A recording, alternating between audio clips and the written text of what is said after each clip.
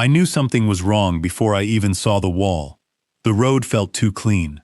That sounds strange, but if you have driven the same dirt cabin road for 20 years, you know its scars. You know where the gravel thins out near the bend, where rain cuts a rut on the left side, where the branches scrape the passenger mirror if you do not stay close to the old oak. You know the smell of wet leaves and lake mud before the road drops toward the cabin. That Friday, the road smelled like fresh mortar. I came around the last curve and hit the brakes so hard my cooler slammed into the back of my seat. A stone wall had been built straight across my cabin road. Not a fence, not a temporary barrier, not a few cones. A real wall. Gray block, fresh stone facing, wet mortar at the joints, landscape rocks piled along the base, and 2 new signs bolted into the center. HOA property, no private access. Under that was a second sign, future trail entrance, Cedar Lake Reserve. I sat there gripping the steering wheel, staring at the spot where the road to my cabin used to continue.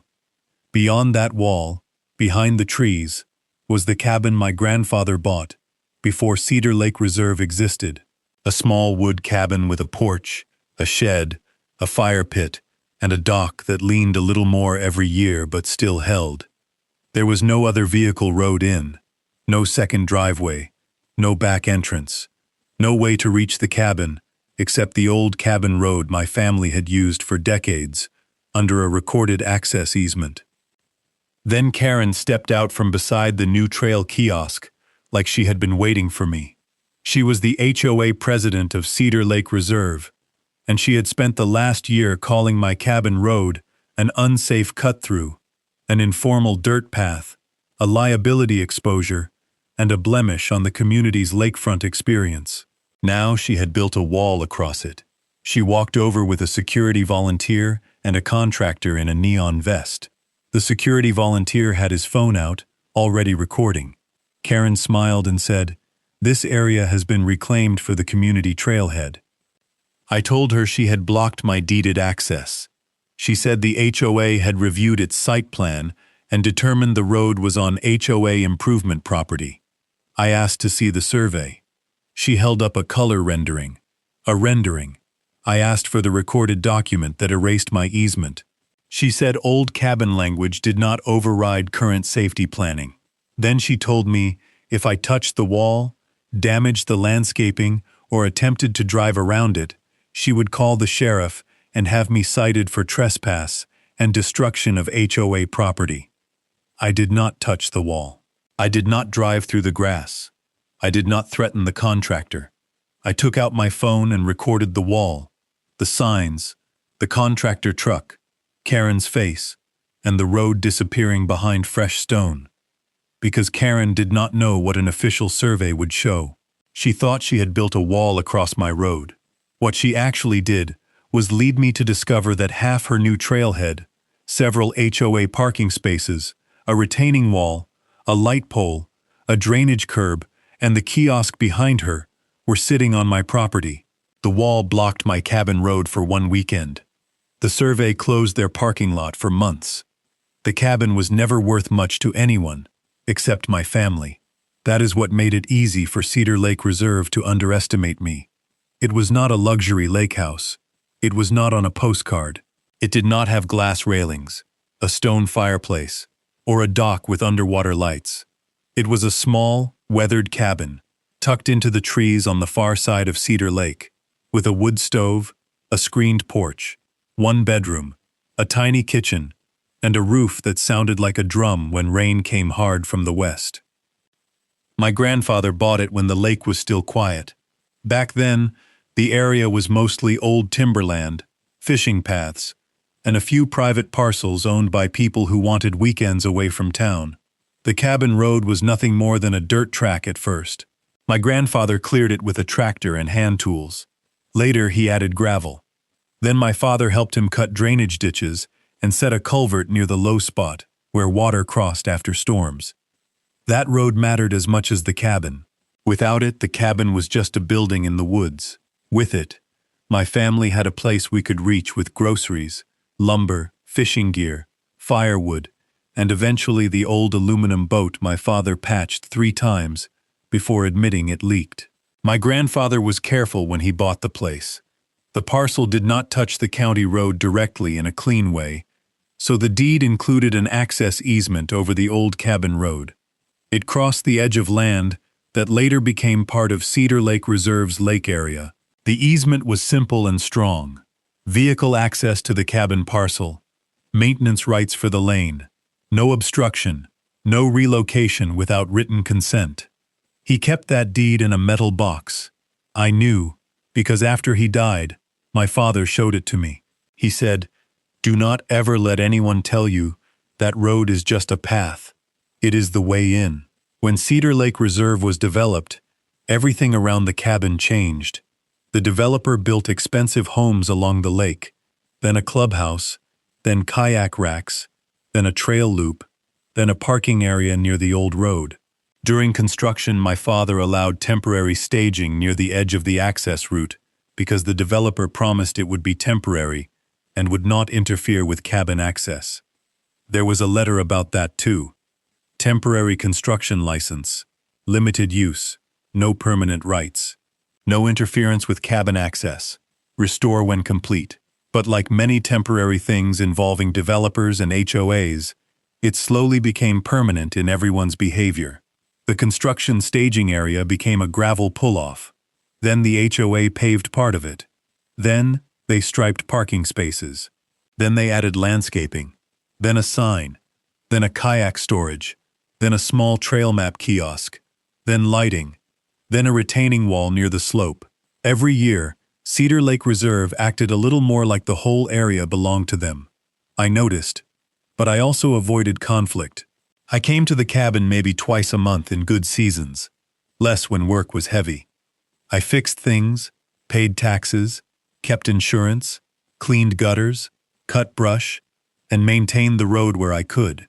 I was not using their clubhouse. I was not parking in their spaces.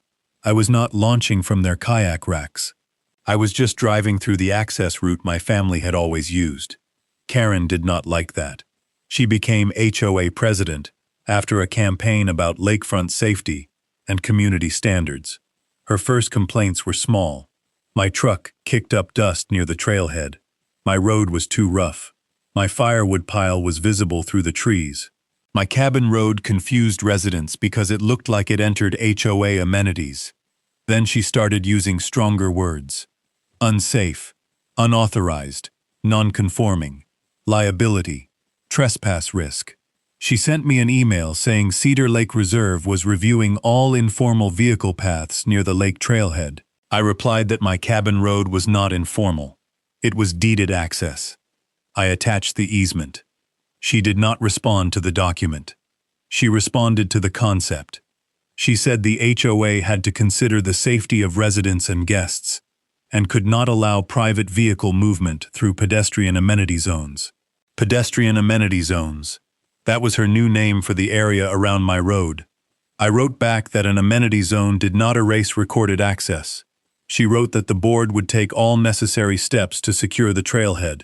I should have known then that she was not planning around the road. She was planning over it. The announcement came in the Cedar Lake Reserve newsletter. Cedar Lake Trailhead Improvement Project. The newsletter showed a bright rendering of the lake parking area. Stone walls, flower beds, a trail entrance, a wooden kiosk, new lighting, clean pedestrian paths, and expanded parking near the kayak racks. It said the project would improve safety, eliminate unauthorized vehicle paths, reduce liability, and create a more welcoming lakefront experience for residents. Unauthorized vehicle paths. I knew exactly what that meant. I emailed Karen, the management company, and the board that afternoon. I wrote that my cabin road was a recorded vehicle access easement, not an unauthorized path. I said no wall, barrier, gate, landscaping, curb, lighting, parking change, or trail improvement could obstruct that access. I asked for confirmation that the project would not interfere with my road. Karen replied the next day, "The HOA will be closing informal and unsafe routes through the trailhead as part of the approved safety plan. Private parties may request pedestrian access through management if appropriate. Pedestrian access. To a cabin with no other road. I replied again, attaching the deed and easement. I wrote that I had vehicle access and would not accept pedestrian access as a substitute. I asked for a license survey and legal opinion if the HOA disputed the route. No answer. The next week, I saw orange flags near the trailhead when I drove in. They were not survey flags. No company name. No license number. Just little markers and spray paint. I took photos and sent another warning email. Still no answer. Then work got busy. I had to travel for 3 days. I did not go to the cabin the next weekend. Earl, an older man who lived near the county road and watched everything, texted me that contractors were working near the lake parking lot. I asked if the cabin road was open. He said it looked like they were building something near it, but he could not tell what. By Friday, I found out. The wall had been completed across the road. It was built where my access lane passed the edge of the parking area and entered the trees. It was not accidental. It was not slightly in the way. It was directly across the travel path, centered and permanent, with landscaping rocks on both sides to prevent anyone from driving around it. Behind the wall, I could see the old road continuing toward my cabin, untouched and useless. Karen appeared as soon as I got out of the truck. That told me she knew I would come. She had the security volunteer with her, a young man named Brad who acted like a plastic badge, and a radio made him law enforcement. A contractor stood near a pickup with the company logo on the door. 2 residents were taking pictures from the parking lot. Karen said the trailhead improvement was complete, and private vehicles were no longer allowed through the community lake area. I said she had blocked my deeded road. She said the road had never been formally recognized by the HOA. I said the deed recognized it before the HOA existed. She said current safety planning controlled current conditions. I asked for the survey. She handed me a color site plan showing the wall, kiosk, landscaping, and parking spaces. The old cabin road was not shown as an access route. It was shaded into the trailhead area like it had never existed. I told her a site plan was not a survey. She said the board had relied on professionals. I asked if those professionals had read the recorded easement. She said, "That language is outdated and does not give you the right to drive through our parking lot." Our parking lot. That phrase mattered later, because it was not entirely theirs. Brad, the security volunteer, told me I had to move my truck because I was blocking the trailhead entrance. I told him I was parked on the access approach. He said if I tried to cross the wall or damage HOA property, the sheriff would be called. Karen added that if I needed to visit the cabin, I could submit a request for escorted pedestrian access during management hours. I laughed once. Not because it was funny, because the alternative was losing my temper. I had tools in the truck. I had a tow chain. I had enough anger to pull the wall apart stone by stone if I had let myself become stupid. But stupid was what Karen needed from me. A video of me damaging a wall would help her. A calm recording of her admitting she blocked deeded access would help me. So I recorded. I recorded the wall, the signs, the road behind it. Karen saying the HOA had closed the route. Brad warning me. The site plan. The contractor truck. The fresh mortar. The parking lot lines. The kiosk. The light pole. The retaining wall. The drainage curb. Then I asked Karen on camera, "Are you refusing vehicle access to my cabin?" She said, "We are refusing unauthorized vehicle access through HOA property." I asked, "Are you claiming this wall does not obstruct my deeded easement?" She said, "Your old cabin language does not control this trailhead." That sentence was a gift. I got back in my truck, reversed slowly, and parked outside the property line on the county shoulder. Then I called my attorney. He listened without interrupting. When I finished, he said, "Do not touch the wall. We need a survey." The surveyor came out the following Tuesday. His name was Dennis, and he had the calm personality of a man who had seen too many neighbors fight over 6 inches of grass to be impressed by a stone wall. He asked for the deed, easement, old plat, tax parcel records, the temporary construction license letter, and any photos showing the historical cabin road. I had all of it. My grandfather's deed, my father's maintenance receipts, gravel invoices, photos from the 1990s showing the road open before Cedar Lake Reserve's parking lot existed, photos of my truck driving to the cabin over the years, tax records, insurance papers, utility bills, emails with Karen, the newsletter, the site plan, the video at the wall. The temporary construction license was especially important. It showed the developer had once been allowed limited construction use near the road, but nothing permanent. No parking lot rights, no trailhead rights, no wall, no relocation of access. Dennis spent the morning measuring. He placed markers along the old access route, property boundary, easement corridor, parking lot edge, wall, kiosk, retaining wall, drainage curb, and light pole. He said very little while he worked. At one point, he stood near the parking spaces closest to the trailhead and looked from his equipment to the asphalt. Then he said, "They are not going to like this." I asked who. He said, "The HOA." The survey report arrived 5 days later. I opened it at my kitchen table and felt my anger sharpen into something better. Clarity. The report confirmed the old cabin road was located within the recorded access easement. The wall had been built directly across the route, preventing vehicle access to my cabin. The HOA site plan did not match the legal boundary or easement corridor. That alone would have been enough. But the second half of the report was the bomb.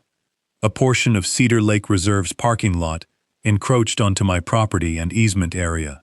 Several striped parking spaces, part of the retaining wall, the trail kiosk foundation, a light pole, a drainage curb, and sections of landscaping were located outside the HOA's legal parcel or inside the access area where they interfered with my rights. Karen had not just blocked my road. She had built her trailhead partly on land she did not control. My attorney pulled county records next. The road was not public. The easement remained recorded.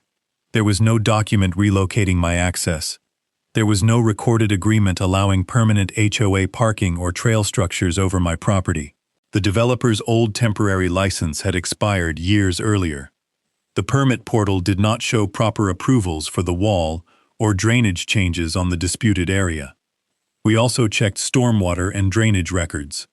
The drainage curb near the parking lot appeared to direct runoff toward the low edge of my access route. The wall and landscaping changed water flow near the road. That brought county drainage review into the picture. My attorney smiled at that part. Not because drainage problems are exciting, because county officials care deeply about unauthorized drainage work once you put it in writing. We gathered evidence. The official survey, county GIS maps, tax parcel boundaries, the recorded easement, the expired temporary construction license, photos of the wall, photos of the blocked road, photos of the parking spaces, photos of the kiosk, light pole, retaining wall, curb, and landscaping. The newsletter promising to eliminate unauthorized vehicle paths. Karen's email offering pedestrian access. My video of her saying the old cabin language did not control the trailhead. The contractor company name. The site plan. The work vehicles. The HOA signs. Then the letters went out. The first letter demanded immediate removal of the wall and restoration of vehicle access. The second demanded preservation of all HOA, management company, contractor, and board communications regarding the trailhead, cabin road, easement, wall, parking lot, and site plan. The third notified the county planning department, code enforcement, roads office, and stormwater division of unauthorized obstruction of a recorded access easement and possible encroaching improvements. The fourth went to the sheriff's office with a copy of the survey and easement, because Karen had already threatened to call them if I tried to access my own property. My attorney's demand letter included one sentence that I read 3 times. Your client attempted to solve a non-existent trespass problem by constructing an actual one. That was exactly what happened. Karen thought the wall would make my access disappear. Instead, the wall forced a survey that exposed the parking lot. Karen's first response was predictable. She called the survey disputed. That is what people say when they do not have their own survey. The management company sent a short email saying Cedar Lake Reserve disagreed with my attorney's conclusions and believed the trailhead project was completed within HOA improvement areas. My attorney replied with one question. Please provide the sealed survey supporting that statement. They did not. Instead, Karen sent an email to residents saying an outside cabin owner had challenged the community's completed trailhead improvement and was attempting to disrupt resident parking and lake access. Outside cabin owner. That was me. She did not mention the recorded easement. She did not mention the wall. She did not mention that she had offered me pedestrian access to property with a deeded vehicle road. She definitely did not mention that the survey showed the parking lot encroached onto my property. The legal turn happened when the county inspector came out. I met him at the trailhead with my attorney and Dennis, the surveyor. Karen arrived with the management company representative, Brad, the security volunteer, and the contractor who had built the wall. The inspector looked at the wall first. He asked where the cabin road had been. Dennis showed the easement corridor. He showed the old road. He showed the wall crossing it. The inspector asked Karen if the HOA had a document relocating or extinguishing the access easement. Karen said the HOA's site plan showed the area as trailhead property. The inspector asked for a recorded document. She did not have one. Then he walked the parking lot. Dennis showed the survey markers. One marker fell inside the striped parking area near the trail kiosk. Another lined up with the retaining wall. Another showed the light pole and landscaping inside the disputed area. The inspector stared at the asphalt, then at Karen's site plan, then back at the survey stakes. That was the moment her confidence began to drain. County Code Enforcement issued a stop-use notice for the disputed wall and affected encroaching area pending review. Stormwater asked for documentation on drainage work and permits. Planning requested proof of legal authority for structures near the easement corridor. The parking spaces closest to the trailhead were taped off. The kiosk was marked. The wall was tagged. Residents arriving for the lake trail had to park farther away. Some got angry at me because they did not know the story. Others read the notice and began asking questions Karen did not want to answer. She tried calling the sheriff when my attorney arranged for temporary access markers along the easement. The deputy who arrived reviewed the survey, the deeded easement, the county notice, and the photographs. Karen insisted I was interfering with HOA property. My attorney pointed to the wall blocking my access and the survey showing encroachment. The deputy said he was not going to remove me from a documented property dispute involving recorded access rights. He told everyone not to remove survey stakes, damage signs, cross barriers, or escalate until civil and county review concluded. Karen said residents needed the parking lot for safety. My attorney said, "You cannot improve community safety by blocking recorded private access." The deputy did not smile, but I think he wanted to. The legal points were now clear. My cabin road had deeded vehicle access. The wall obstructed that access. The HOA site plan did not override the deed. The parking lot and trailhead improvements encroached into my property and easement area. Drainage and wall work lacked proper documentation. The HOA could not keep using the disputed area as if nothing had happened. Karen had built a wall to keep me out. Now part of her parking lot was closed off with county tape. The county meeting on site felt almost unreal. A week earlier, Karen had stood by the wall telling me to request pedestrian access through management.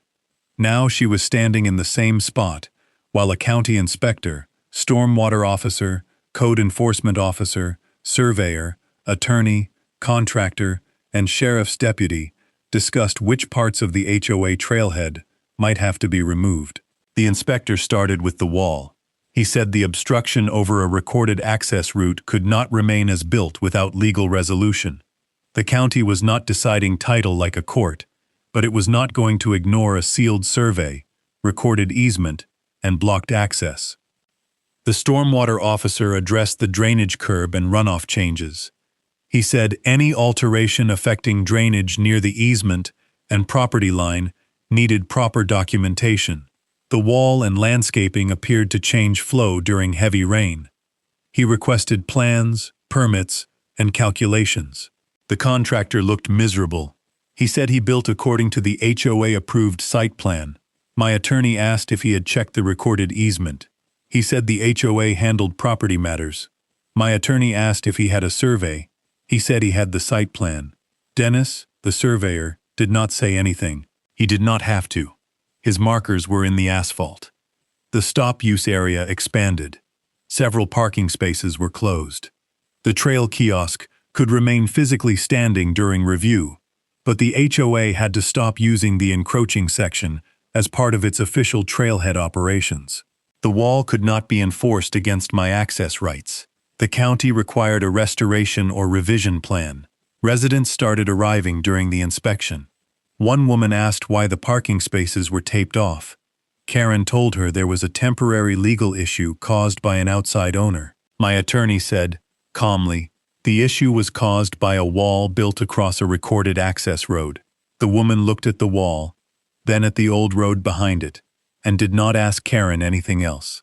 The HOA meeting that night was packed. Cedar Lake residents had lost trailhead parking, and nothing fills a clubhouse faster than residents being told they have fewer parking spaces near the lake. Karen opened by blaming me.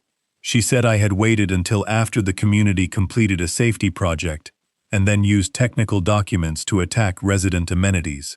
She said the board had acted in good faith. She said the wall protected pedestrians and families. She said Cedar Lake Reserve would not be bullied by an outside cabin owner. Then my attorney put the survey on the screen. He started with the deeded easement. Vehicle access to cabin parcel. No obstruction. No relocation without written consent. Then he showed old photos of the cabin road before the parking lot expansion. Then Karen's newsletter. Eliminate unauthorized vehicle paths.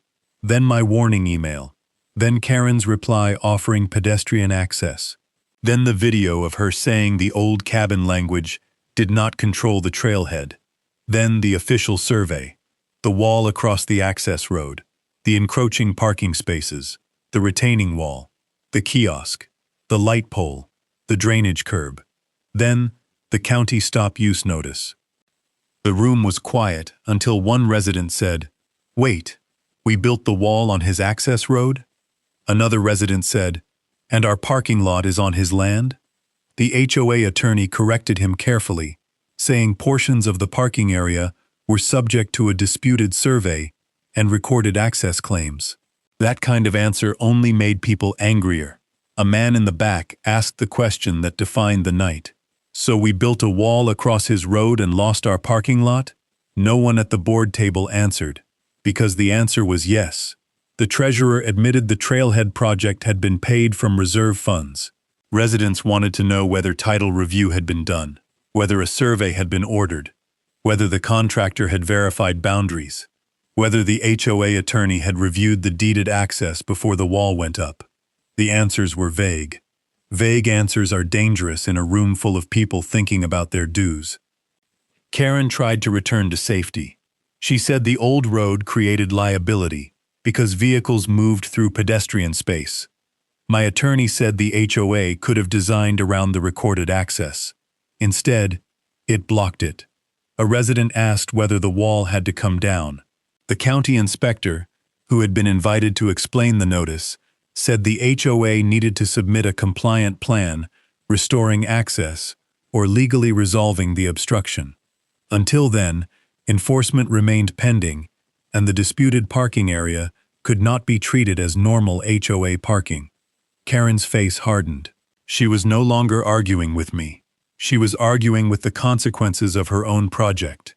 By the end of the meeting, the board voted to comply with county review, negotiate restoration, suspend use of the disputed parking spaces, and open an insurance claim. Karen voted against admitting any fault. That vote did not save her. It helped remove her.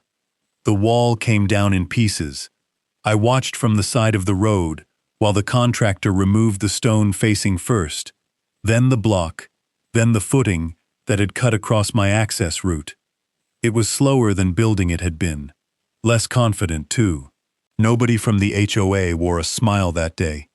The road underneath was scarred but still there. My grandfather's road, my father's road, my road. The contractor restored the surface, regraded the approach, removed landscaping rocks, repaired the ditch line, and placed gravel where the construction had compacted the soil. The county required access to be restored before the HOA could resolve the remaining parking lot issues. The parking lot did not fully survive either. Cedar Lake Reserve had to remove or relocate the encroaching parking spaces, adjust the drainage curb, relocate the light pole, move the trail kiosk, and redesign the retaining wall area. They tried to negotiate an easement for the parking lot, but I refused. Not because I wanted to punish every resident, because Karen had shown me exactly what the HOA would do with a little room and a lot of confidence. I was not giving them more. The settlement covered my attorney fees, survey costs, loss of access, travel expenses, restoration oversight, and damages for obstruction and encroachment. The HOA's insurance carrier fought parts of it, but the documents were not kind to them. The video of Karen saying the old cabin language did not control the trailhead was especially hard to explain. The contractor lost Cedar Lake work and received a formal complaint for relying on an HOA site plan without verifying recorded access and boundary conditions. The management company changed its review process. Cedar Lake Reserve adopted a new rule requiring sealed surveys, title review, easement review, permit confirmation, and written owner consent before any project near a boundary, access road, trailhead, wall, parking lot, drainage feature, or private parcel. Another good rule written after the damage was done. Karen was removed as HOA president at a special meeting. She blamed me until the end. She said I had used old documents to attack modern safety improvements. She said the community deserved a secure trailhead. She said the wall was built in good faith. She said nobody could have predicted a cabin owner would challenge the parking lot. Nobody could have predicted it, except the man who emailed her the easement before she built the wall. Residents did not buy it. The vote was not close. The trailhead still exists, but it is smaller now. The parking lot lost spaces. The kiosk moved farther from my road. The retaining wall was rebuilt inside the HOA parcel. A clear gap remains where the cabin road passes through, marked with a sign that my attorney insisted on: deeded cabin access. Do not block, survey verified. I added my own sign farther down the road: private cabin road. No HOA obstruction. Cameras in use. The first time I drove through after the wall came down, I went slowly, not because I had to, because I wanted to feel the road again. The tires rolled over fresh gravel, then old dirt, then the shaded track toward the trees. The cabin appeared exactly where it always had, quiet and weathered, porch rail still crooked, lake glimmering behind it. Nothing about it looked victorious. It just looked like home. That was enough. People sometimes ask if I regret not negotiating a parking easement after the survey. Maybe I could have made money. Maybe the HOA would have paid to keep those spaces. Maybe some people would call that the smart move. But access is not just money. Once you let someone who blocked your road buy their way closer to it, you may spend the rest of your life explaining the boundary again. I chose clarity. The HOA has its parking. I have my road. And now the county records, survey, and settlement say so.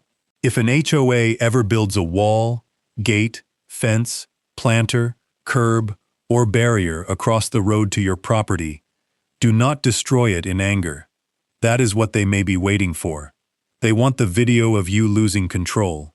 They want the story to be about your reaction instead of their trespass.